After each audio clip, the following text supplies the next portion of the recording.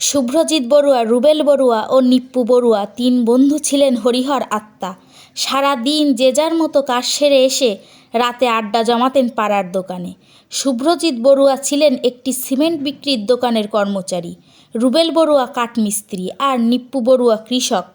গত বৃহস্পতিবার রাতে একটি বিয়ের অনুষ্ঠান শেষে সুফিয়া রোড দিয়ে বাড়ি ফিরছিলেন তারা। এ সময় চট্টগ্রামমুখী লেনের ইউটার্ন পার করার সময় একটি অজ্ঞাত গাড়ি তাদের ধাক্কা দেয়।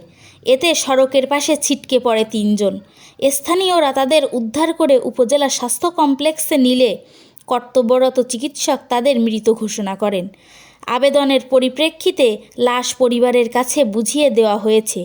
শেষকৃত অনুষ্ঠানে স্বামীর লাশের পাশে বসে আহাজারি করছেন রুবেল বড়ুয়ার স্ত্রী শ্যামলী বড়ুয়া, নিপ্পু বড়ুয়ার স্ত্রী সঞ্চিতা বড়ুয়া ও শুভ্রজিৎ বড়ুয়ার স্ত্রী। আমার সন্তানদের এখন কে দেখবে, কে এই সংসারের খরচ যোগাবে, এখন কার সঙ্গে সুখ দুঃখের কথা বলবো, এই হচ্ছে তাদের হৃদয় বিদারক আর্তনাদ।